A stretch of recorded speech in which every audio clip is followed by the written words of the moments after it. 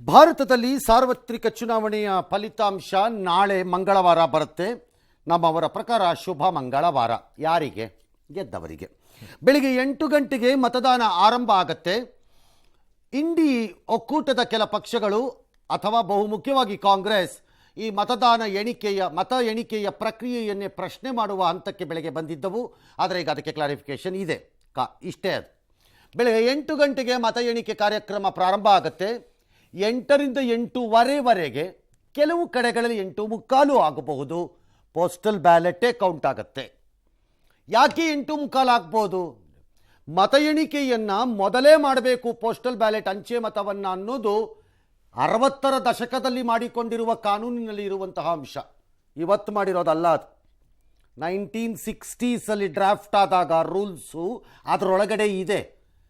ಮೊದಲು ಅಂಚೆ ಮತವನ್ನು ಎಣಿಸಬೇಕು ಅಂತ ಅದನ್ನೇ ಪಾಲನೆ ಮಾಡ್ತಾರೆ.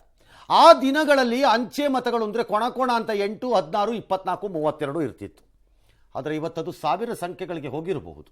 ಹಾಗಾಗಿ ಒಂದಿಷ್ಟು ಕೊಂಚ ಏರುಪೇರು ಆಗಬಹುದು ಸಮಯ. ನಂತರ ಸುಮಾರು ನನ್ನ ಲೆಕ್ಕಾಚಾರದಲ್ಲಿ 9 ಗಂಟೆ 9:15 ಸಂದರ್ಭದಲ್ಲಿ ನೇರವಾದಂತಹ ಫಲಿತಾಂಶ ಅಲ್ಲದಿದ್ದರೂ ಕೆಲ ರಾಜ್ಯಗಳಲ್ಲಿ ದಿಕ್ಕು ಕಾಣಿಸಲು ಪ್ರಾರಂಭ ಆಗಬಹುದು. 10 ಗಂಟೆ 10:15 ಸಂದರ್ಭದಲ್ಲಿ ಅದರ ಸ್ಪಷ್ಟತೆಗಳು ಸಿಗಲಿಕ್ಕೆ ಪ್ರಾರಂಭ ಆಗಬಹುದು. 11 ಗಂಟೆ 11:15 ಸಂದರ್ಭದಲ್ಲಿ ಹೀಗೆ ಹೋಗುತ್ತೇನೋ ಎಂದು ನಿರ್ಧರಿಸಬಹುದಾದ ಮಾರ್ಗಗಳು ಕಾಣಿಸಬಹುದು. ಅರೌಂಡ್ 12 o'clock ಅಷ್ಟೊತ್ತಿಗೆ ನನ್ನ ಪ್ರಕಾರ 12ರಿಂದ 12:30 1 ಗಂಟೆ ಒಳಗಡೆಯಲ್ಲಿ ಹೆಚ್ಚು ಕಡಿಮೆ ಇದು ಹೀಗೆ ಹೋಗುತ್ತೆ ಅಂತ ಗೊತ್ತಾಗಿ ಹೋಗುತ್ತೆ. ಈಗ ಇರುವ ಪ್ರಶ್ನೆ ಒಂದೇ, 400 295.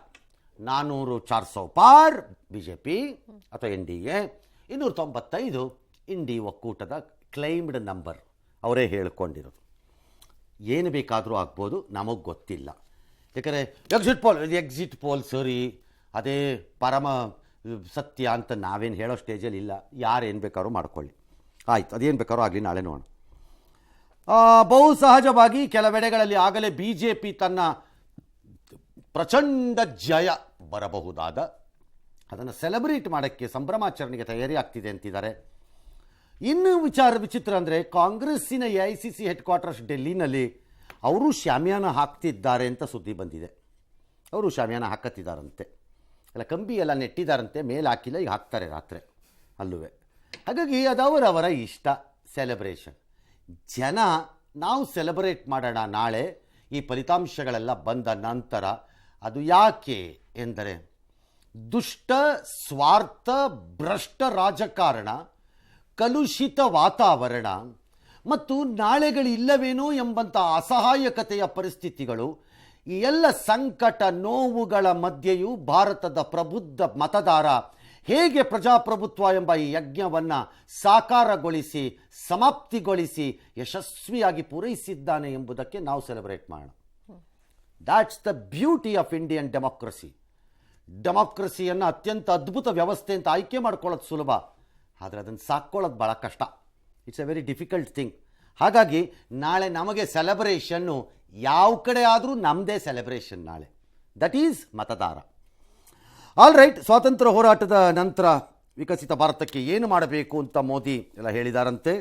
ಆಧ್ಯಾತ್ಮಿಕ ಯಾತ್ರೆಯನ್ನು ಮುಗಿಸಿದ ನಂತರ ಅವ್ರ ಮನಸ್ಸೊಳಕ್ಕೆ ಏನೇನೋ ಬಂದಿರಬೇಕು ಮೋಸ್ಟ್ಲಿ, ಅಥವಾ ಅವ್ರು ಪ್ಲ್ಯಾನ್ ಮಾಡ್ಕೊಂಡಿರಬೇಕು. ಯಾಕಂದರೆ ಅಲ್ಲಿ ಅದು ಹೋಗಿದ್ದ ಉದ್ದೇಶನೇ ಅದು ತಾನೆ. ಆ ಜ್ಞಾನ ನನಗೆ ಬರಬೇಕು, ವಿವೇಕಾನಂದರಿಗೆ ಆಗಿ ಬಂದಿತ್ತಂತೆ ಹಾಗೆ ಅಂತ. ಹಾಗಾಗಿ ಅದಿದು ಅಂತ ಹೇಳಿದ್ದಾರೆ. ಅದ್ರಲ್ಲಿ ಯಾವುದು ಅಂತ ಮೊದಲು ನೋಡೋಣ. ಎಸ್, ಸೊ ಏನಿದೆ ನಾಳೆಯ ಮೋದಿ ಅವರ ಕಾರ್ಯಸೂಚಿ ಅನ್ನುವಂಥದ್ದನ್ನ ನೋಡೋಣ. ಏಕರೂಪ ನಾಗರಿಕ ಸಂಹಿತೆಯನ್ನ ಜಾರಿಯನ್ನ ಮಾಡೋದು, ಇದು ಬಹಳ ಚರ್ಚಿತವಾಗಿರುವಂತಹ ವಿಚಾರ. ಅದನ್ನು ತರುವಂತಹ ಯೋಚನೆಗಳನ್ನ ಮಾಡ್ತಾ ಇದ್ದಾರೆ. ಒಂದು ದೇಶ ಒಂದು ಚುನಾವಣೆಯ ಪದ್ಧತಿ ಜಾರಿ, ಈಗಾಗಲೇ ಅದು ಕೂಡ ಚರ್ಚೆಯ ಹಂತದಲ್ಲಿದೆ. ಹೇಗೆ ಮಾಡಬೇಕು ಏನು ಅನ್ನೋದ್ರ ಬಗ್ಗೆ ಚರ್ಚೆಯನ್ನ ಮಾಡ್ತಾನೆ ಬಂದಿದ್ದಾರೆ. ಹೊಸದಂತ ಏನು ಅನ್ನಿಸ್ತಿಲ್ಲ. ಸೊ ಪಾಕ್ ಆಕ್ರಮಿತ ಕಾಶ್ಮೀರ ಮರುವಶ ಅಜೆಂಡಾ, ಇದು BJP ಇದ್ದಾಗಲಿಂದಲೂ ಕೂಡ ಈ ಬಗ್ಗೆ ಬಹಳ ದೊಡ್ಡ ಮಟ್ಟದಲ್ಲಿ ಚರ್ಚೆಗೆ ಇಟ್ಕೊಂಡು ಬಂದಿದ್ದಾರೆ.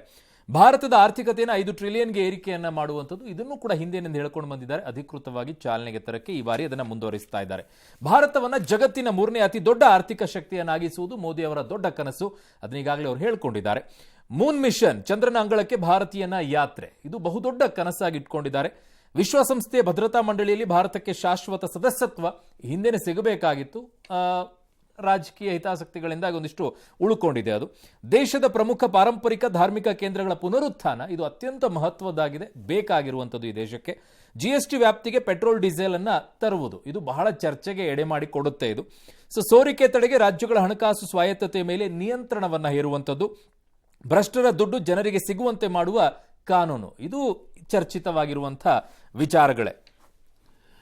ಆಲ್ ರೈಟ್, ಹಲವಾರು ಪ್ರಕಟಿತ ಹಲವಾರು ಅಪ್ರಕಟಿತ ಆಲೋಚನೆಗಳು ಅವರಿಗೆ ಇದ್ದಂಗಿದೆ. ಮೋದಿಯವರು ಇವತ್ತು ಕನ್ಯಾಕುಮಾರಿಯಿಂದ ನಿರ್ಗಮಿಸಿ ದಿಲ್ಲಿಗೆ ವಾಪಸ್ಸಾದ ನಂತರ ಒಂದು ಕಾಗದವನ್ನು ಬರ್ಕೊಂಡಿದ್ದಾರೆ. ಆ ಕಾಗದದಲ್ಲಿ ವಿಕಸಿತ ಭಾರತದ ಕನಸನ್ನು ಹಂಚಿಕೊಂಡಿದ್ದಾರೆ. ಅದರಲ್ಲಿ ಒಂದು ವಾಕ್ಯ ಎಲ್ಲೋ ಒಂದು ಅಭಿಪ್ರಾಯ ಬರುತ್ತೆ. ರಿಫಾರ್ಮ್ಸ್, ಸುಧಾರಣೆ ಎಂದರೆ ಅದು ಬರೀ ಆರ್ಥಿಕ ಕ್ಷೇತ್ರದಲ್ಲಿ ಮಾತ್ರವಲ್ಲ ಅಂತ ಬರೆದಿದ್ದಾರೆ. ಹಾಗಾಗಿ ಬಹುಜನ ಲೆಕ್ಕ ಹಾಕುತ್ತಿರುವುದು ತನ್ನ ಕೊನೆಯ ಆಟ ಇದು ಎಂದು ಮೋದಿ ಏನಾದರೂ ಪರಿಭಾವಿಸಿದರೆ ಹಲವಾರು ವಿಷಯಗಳಲ್ಲಿ ನಿರ್ದಾಕ್ಷಿಣ್ಯವಾಗಿ ಕಾಠಿಣ್ಯಯುತವಾಗಿ ನಿರ್ಧಾರಗಳನ್ನು ತೆಗೆದುಕೊಂಡ್ಬಿಡ್ತಾರೆ ಈ ಬಾರಿ ಅಂತ ಭಾಳ ಜನ ನಿರೀಕ್ಷೆ ಮಾಡ್ತಾರೆ.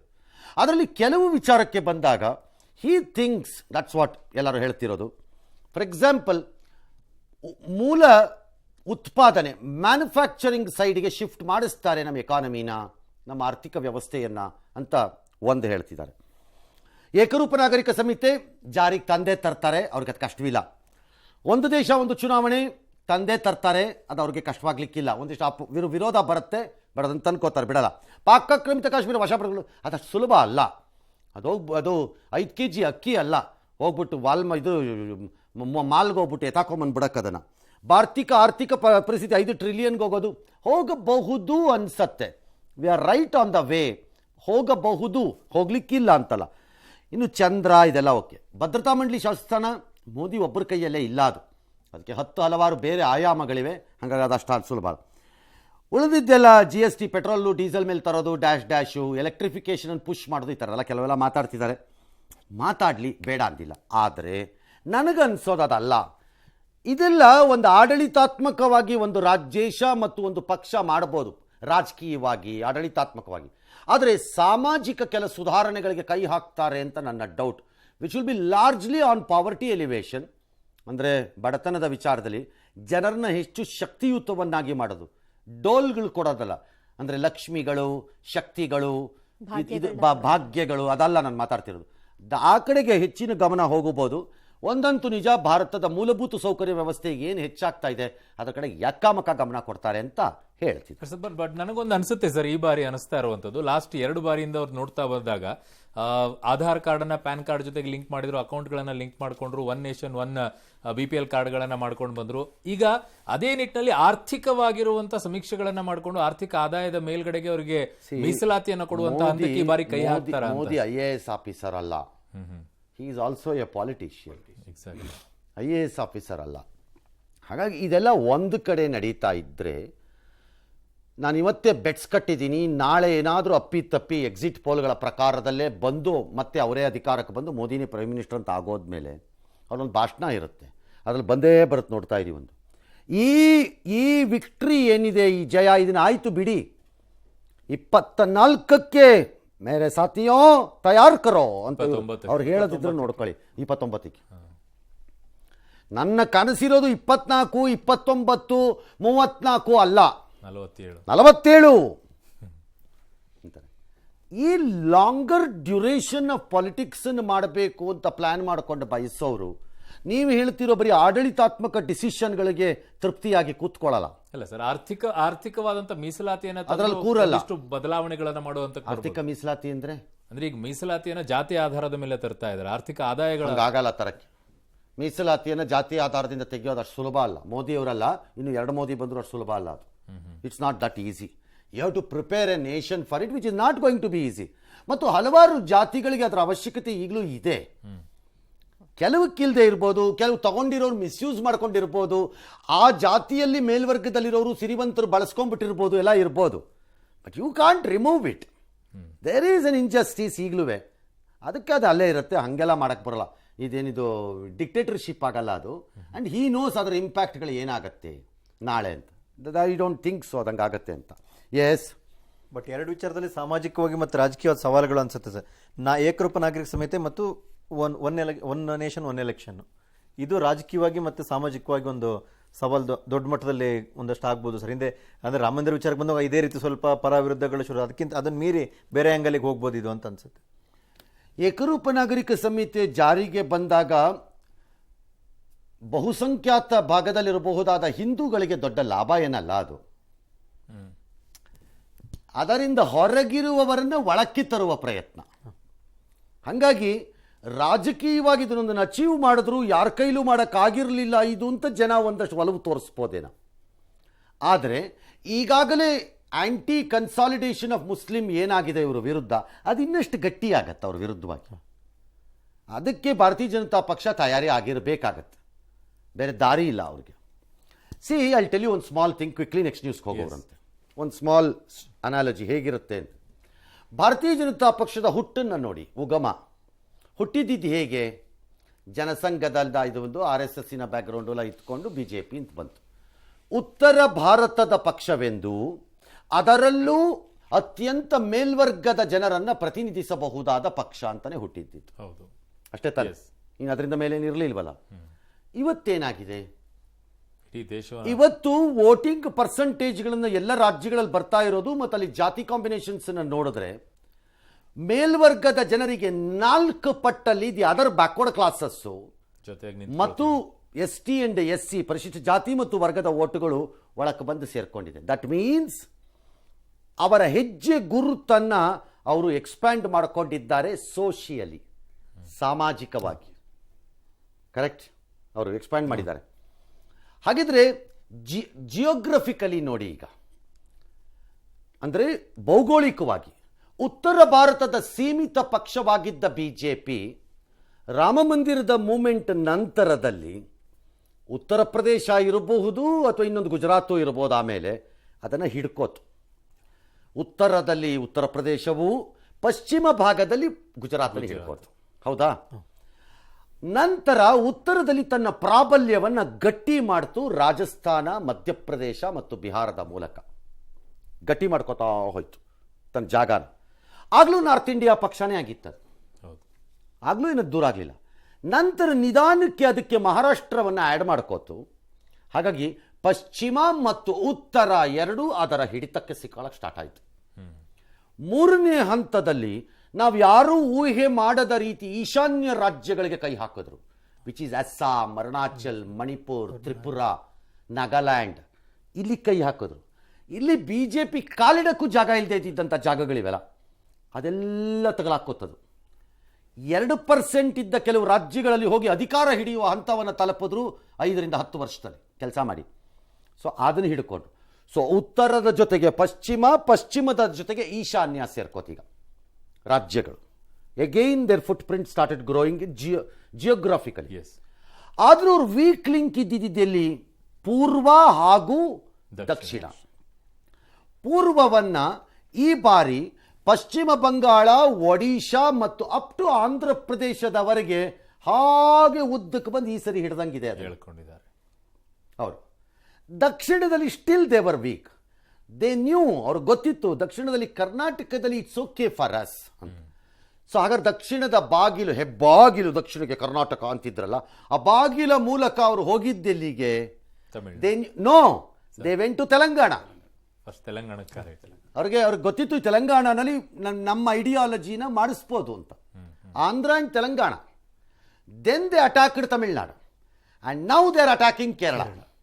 ಸ್ಲೋ ಆಗಿ ಎತ್ಕೊಂಡು ಹೋಗ್ತಿದ್ದಾರೆ. So now BJP geographically has become a clean pan India party. Pan India, clean pan India party. Pan India ಅಂತ ಯಾಕೆ ಬಳಸ್ತೀವಿ ಅಂದರೆ ಆ ಪದ ನಮ್ಮ ಜನಕ್ಕೆ ಬೇಗ ಅರ್ಥ ಆಗುತ್ತೆ. ಪ್ಯಾನ್ ಇಂಡಿಯಾ ಮೂವಿ ಅಂತಿರಲ್ಲ, ಅದಕ್ಕೆ ಹೇಳಿದ್ದು ನಾನು ಅದನ್ನು. ಅದು ಬೇಗ ಅರ್ಥ ಆಗತ್ತೆ. It's A clean pan India party ಅವ್ರಿಗೆ, ಅಲ್ವಾ? ಈ ಕೆಲಸವನ್ನು ಕಾಂಗ್ರೆಸ್ ಮಾಡಲೇ ಇಲ್ಲ. ಉತ್ತರವನ್ನು ಹಿಡಿದಾಗ ಉತ್ತರವನ್ನು ಬಿಟ್ಟು ಹೊರಟೋದ್ರು ಅವರು, ಎಕ್ಸೆಪ್ಟ್ ಮಧ್ಯಪ್ರದೇಶ, ರಾಜಸ್ಥಾನ ಬಿಟ್ಟರೆ ಮಿಕ್ಕಿದ ಕಡೆ ಖಾಲಿ ಮಾಡ್ಕೊಂಡು ಹೋಗ್ಬಿಟ್ರು ಜಾಗ. Uttar Pradesh SP ಕೊಟ್ಬಿಟ್ರು, BJP RJDಗೆ BJP ಇದನ್ನು ಕೊಟ್ಬಿಟ್ರು. ಅಲ್ಲಿ ಮಮತಾ ಬ್ಯಾನರ್ಜಿ ಕುಯ್ ಅಂದ ತಕ್ಷಣ ಈಸ್ಟಲ್ಲಿ ಪೂರ್ವದಲ್ಲಿ ಅದನ್ನು ಮಮತಾ ಬ್ಯಾನರ್ಜಿ ಬಿಟ್ಕೊಟ್ಬಿಟ್ರು. ಒಡಿಶಾನಲ್ಲಿ ನವೀನ್ ಪಟ್ನಾಯಕ್ ಗುಟ್ರಾಕ ತಕ್ಷಣ ಖಾಲಿ ಮಾಡ್ಕೊಂಡು ಪರಾರಿ ಆಗ್ಬಿಟ್ರು. ಆಂಧ್ರನ ಇವರೇ ರಚನೆ ಮಾಡಿದ್ರು, ತಲೆ ಎತ್ತಕ್ಕಾಗಲಿಲ್ಲ. ಪಂಜಾಬಲ್ಲಿ ಕಾಂಗ್ರೆಸ್ ಆಪ್ನವ್ರಿಗೆ ಕೊಟ್ಬಿಟ್ರು. ಪಂಜಾಬನ ಆಪ್ನವರು ಬಿಟ್ಬಿಟ್ರು, ಖಾಲಿ ಮಾಡಿಬಿಟ್ರು. ಇನ್ನೂ ಖಾಲಿ ಮಾಡಿಲ್ಲ, ಇದ್ದಾರೆ. ಹಂಗಾಗಿ ಇವ್ರು ಖಾಲಿ ಮಾಡ್ಕೊಂಡು ಹೋದ್ರು, ಅವರು ಆಕ್ಯುಪೈ ಮಾಡ್ಕೊಂಡು ಹೋದ್ರು ಹೊಸ ಜಾಗಗಳನ್ನು. ಅಂದರೆ ಎವ್ರಿ ಎಲೆಕ್ಷನ್ನಲ್ಲಿ ಭಾರತೀಯ ಜನತಾ ಪಕ್ಷಕ್ಕೆ ಗೊತ್ತಿದೆ, ಈ ಸರಿ ನನ್ನ ಹಳೆಯ ಭದ್ರಕೋಟೆಯಲ್ಲಿ ಈ ಕಲ್ಲುಗಳು ಅಳ್ಳಾಡುತ್ತವೆ, ಸೊ ನಾನು 4 ಅಡಿ ಎಕ್ಸ್ಟ್ರಾ ಕೋಟೆ ಕಟ್ಕೋಬೇಕು ಈ ಸರಿ. ಎಲ್ಲಿ?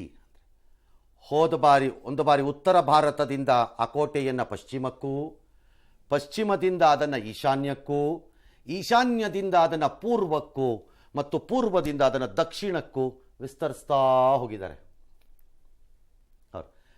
ನಾವು ಕಾಸ್ಟ್, ಅಪ್ಪರ್ ಕಾಸ್ಟ್ ಓಟ್ಗಳು ಮತ್ತು ಯೂತ್ ಓಟನ್ನೇ ನಂಬಿಕೊಂಡು ಕೂರಕ್ಕಾಗಲ್ಲ ಅನ್ನೋದು ಗೊತ್ತಿದ್ದಾಗ ಕಾನ್ಷಿಯಸ್ಲಿ ಅದರ್ ಬ್ಯಾಕ್ವರ್ಡ್ ಕ್ಲಾಸಸ್ ಅವ್ರನ್ನ ಕ್ಯಾಪ್ಚರ್ ಮಾಡ್ಕೋತಾನೆ ಬಂದಿದ್ದಾರೆ ಅವ್ರ ವೋಟರ್ಸಲ್ಲಿ, SC ಆ್ಯಂಡ್ ST.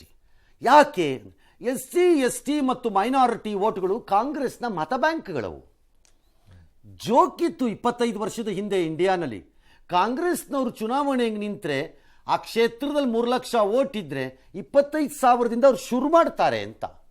ಶುರುವಾಗೋದು 25 ಅಲ್ಲಿಂದ ಶುರು ಮಾಡ್ತಾರೆ. ಬೇರೆ ಒಂದು 0ಯಿಂದ ಅವ್ರು 25ರಿಂದ ಸ್ಟಾರ್ಟ್ ಮಾಡ್ತಾರೆ ಅಂತ. ಅಂದ್ರೆ ಫಿಕ್ಸ್ಡ್ ವೋಟ್ಸ್ಗಳು ಇದಾವೆ. ಅದನ್ನು ಹೊಡಿತಾ ಬಂದರು. ಮುಸ್ಲಿಮ್ದಲ್ಲ, OBC SC STನಲ್ಲಿ ಹೊಡಿತಾ ಬಂದರು. ಹಾಗಾಗಿ ಭಾರತೀಯ ಜನತಾ ಪಕ್ಷ ಇವತ್ತಿನ ದಿನ ಈ ಪರಿಸ್ಥಿತಿಗೆ ಬಂದಿದೆ. ಎಕ್ಸಿಟ್ ಪೋಲ್ಗಳು ಸರಿ ಇದ್ದರೆ ನಂಗೆ ಗೊತ್ತಿಲ್ಲ. There is a tremendous back work done. ಅದರಲ್ಲಿ ಕಾಂಗ್ರೆಸ್ ಆ ಬ್ಯಾಕ್ ವರ್ಕನ್ನು ಮಾಡೋದನ್ನು ಬಿಟ್ಟುಬಿಟ್ಟು ಇಟ್ ವೆಂಟ್ ಆನ್ ಬಿಟ್ಕೊಡ್ತಾ ಹೋಗಿದ್ದರಿಂದ ಜಾಗಗಳನ್ನು ಇವತ್ತು ಈ ಪರಿಸ್ಥಿತಿಗೆ ಬಂದಿದೆ. ಹಾಗಿದ್ರೆ ನಾಳೆ ಈ ಎಕ್ಸಿಟ್ ಪೋಲ್ಗಳ ಫಲಿತಾಂಶ ನಿಜವಾದರೆ ರೇ ಅಲ್ವಾ, ಕಾಂಗ್ರೆಸ್ ಒಂದೇ ಜವಾಬ್ದಾರಿಯೋ ಇದಕ್ಕೆ? ಈ ಪರಿಸ್ಥಿತಿಗೆ BJPಗೆ ಇಷ್ಟು NDAಗೆ ಇವರಿಗೆಲ್ಲ ಪುಸ್ ಆಗೋದ್ರು INDA ಏನವರು. ಕಾಂಗ್ರೆಸ್ ಒಂದೇನ ಜವಾಬ್ದಾರಿ? ನೋ, ಆಕ್ಚುಲಿ ಕಾಂಗ್ರೆಸ್ ರೆಸ್ಪಾನ್ಸಿಬಲೇ ಅಲ್ಲ ನಾಳೆ ಈ ಫಲಿತಾಂಶ ಬಂದ್ರೆ. ನನ್ನ ಪ್ರಕಾರ ಒಂದು ರಾಷ್ಟ್ರೀಯ ಪಕ್ಷವಾಗ ಅವರು ಹೇಗೆ ನನ್ನ ಪ್ರಕಾರ ಕಾಂಗ್ರೆಸ್ ರೆಸ್ಪಾನ್ಸಿಬಲೇ ಅಲ್ಲ ಈ ಫಲಿತಾಂಶಕ್ಕೆ ನಾಳೆ. ಮತ್ತೆ ಇನ್ಯಾರಾಗ್ತಾರೆ? ರೀಜನಲ್ ಪಾರ್ಟಿಗಳು ರೆಸ್ಪಾನ್ಸಿಬಲ್ ಇದಕ್ಕೆ. ಅವ್ರು ಹೆಂಗ? ಪ್ರಾದೇಶಿಕ ಪಕ್ಷಗಳು ಶುಡ್ ಟೇಕ್ ದ ಬ್ಲೇಮ್. ಇವತ್ತು ನಾಳೆ ಇದೇ ಫಲಿತಾಂಶ ಬಂದರೆ 20-25 ಸ್ಥಾನಗಳನ್ನು ಗೆಲ್ಲಬೇಕಾಗಿದ್ದ ಮಮತಾ ಬ್ಯಾನರ್ಜಿ ತಾನು ಗೆಲ್ಲದೆ ಸೋತೋಗ್ಬಿಟ್ರೆ ಕಾಂಗ್ರೆಸ್ ಹೆಂಗ್ ಜವಾಬ್ದಾರಿ ಆಗುತ್ತೆ? SP ಬೆನ್ನ ಮೇಲೆ ಕೂತ್ಕೊಂಡಿರೋ ಕಾಂಗ್ರೆಸ್ಗೆ SP 25 ಸೀಟನ್ನು ಉತ್ತರ ಪ್ರದೇಶದಲ್ಲಿ ಗೆಲ್ಲದೆ ಹೋದ್ರೆ ಕಾಂಗ್ರೆಸ್ ಏನ್ ಮಾಡಕ್ಕಾಗತ್ತೆ? ಮುಂದಾಳತ್ವವನ್ನು ವಹಿಸಿಕೊಂಡಿದ್ದು ಕಾಂಗ್ರೆಸ್ ಅಲ್ವಾ? ಮುಂದಾಳತ್ವ ಅವ್ರದ್ದಲ್ಲ, ಮುಂದಾಳತ್ವ SP ಅಲ್ಲಿ ಅಲ್ಲ. INDA ಕೂಟವನ್ನು ಕನ್ಯಾಕುಮಾರಿಯಿಂದ INDA ಏನ್ ಬೇಕಾದ್ರೂ ಇರ್ಬೋದು. ಅಲ್ಲ, I agree sir. I tell you 1 minute. Okay, 42ರಲ್ಲಿರೋ ಕಾಂಗ್ರೆಸ್ ನಾಳೆ 70ಕ್ಕೆ ಹೋಗ್ಬೋದು. ಅದನ್ನ ಫ್ಲಾಪ್ ಅಂತ ಹೆಂಗೆ ಹೇಳ್ತೀರಿ? 30 ಸೀಟ್ ಇರ್ಬೋದು. ಇಂಪ್ರೂವ್ಡ್ ಅವ್ರ ಪರಿಸ್ಥಿತಿ. ನಾನು ಅವತ್ತು ಹೇಳ್ದಂಗೆ 32 ಮಾರ್ಕ್ ಬರ್ತಿದ್ದವನು 3 ಎಕ್ಸ್ಟ್ರಾ ಬಂದು ಪಾಸ್ ಆದ್ನಲ್ಲ, ಹೆಂಗೆ ಇಂಪ್ರೂವ್ಮೆಂಟ್ ಅಂತ ಇರ್ಬೋದು ಬೇಕಾರೆ. But improved. RJD ಬಿಹಾರದಲ್ಲಿ ತನ್ನ ಸ್ಥಾನಗಳನ್ನು ತನಗೆ ಗೆಲ್ಲಕ್ಕೆ ತಾಕತ್ತಿಲ್ಲ ಅಂದ್ರೆ ಕಾಂಗ್ರೆಸ್ ಏನ್ ಮಾಡ್ಬೇಕು? ಅದಕ್ಕೆ ಬೇಡ. ಕಾಂಗ್ರೆಸ್ಸೇ ಇಲ್ಲದಿರುವ ಒಡಿಶಾನಲ್ಲಿ ಬಿಜು ಪಟ್ನಾಯಕ್ ಗೆಲ್ಲದೆ ಹೋದ್ರೆ ಏನ್ ಮಾಡಕ್ಕಾಗತ್ತೆ? ಅದಕ್ಕೆ regional parties have largely collapsed ಈ ಚುನಾವಣೆಗೆ. ಜಗನ್ ರೆಡ್ಡಿ ಇದೇ ನಿಜ ಆದರೆ ಎಕ್ಸಿಟ್ ಪೋಲ್ ಕೊಲಾಪ್ಸ್ಡ್,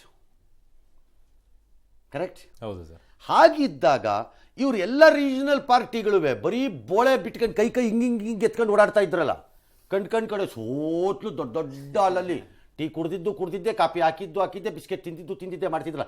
ಇವ್ರು ಸೀಟ್ ಗೆಲ್ಲಿದ್ರೆ ಇದ್ಯಾಕೆ ಬರ್ತಿತ್ತಾಗ? ಕಾಂಗ್ರೆಸ್ 75 ಗೆಲ್ಲಿ. ಹೌದು. ಇವರೆಲ್ಲರೂ ಹನಿಗೆ ನೀರು ಅಂತ ಏನಾರು ಗೆದ್ದಿದ್ದರೆ ಹಾಗೆ ಯಾಕೆ ಈ ಪರಿಸ್ಥಿತಿ ಬರ್ತಿತ್ತು? Congress is not alone responsible ನಾಳೆಯ ಫಲಿತಾಂಶಕ್ಕೆ. ರೀಜನಲ್ ಪಾರ್ಟಿಗಳು ಆ ಜವಾಬ್ದಾರಿ ತಗೋಬೇಕು. ಹೋಲ್ ಮೈತ್ರಿನೇ ತಗೊಳ್ಬೇಕು ಇಂಡಿಯಾ ಹೋಲ್ ಮೈತ್ರಿನೇ ತಗೋಬೇಕು. I agree. Yes. ಅದರಲ್ಲೂ ರೀಜನಲ್ ಪಾರ್ಟಿಗಳು ಪ್ರೈಮರಿ ರೆಸ್ಪಾನ್ಸಿಬಿಲಿಟಿ ತಗೋಬೇಕು. ಯಾಕಂದ್ರೆ ಅವರವರಲ್ಲೇ ಚುನಾವಣೆ ಒಡಕಾಗಿತ್ತು. ಸಂದರ್ಭದಲ್ಲಿ ದೇಶದ ಉತ್ತರ ಭಾಗ ಮತ್ತು ಪಶ್ಚಿಮದಲ್ಲಿ ಮಹಾರಾಷ್ಟ್ರ, ಗುಜರಾತ್ ಇಲ್ಲ. ಇಲ್ಲಿ ಬಿಜೆಪಿಗೆ ಸ್ಥಾನಗಳ ನಷ್ಟ ಇದೆ. ನಂಬರ್ ಕಡಿಮೆ, 8, 10, 12, 13 ಸೀಟ್ ಸೋಲ್ತಿರ್ಬೋದು ಅಷ್ಟೇ ಅವರಲ್ಲಿ ಎಕ್ಸಿಟ್ ಪೋಲ್ ಪ್ರಕಾರ.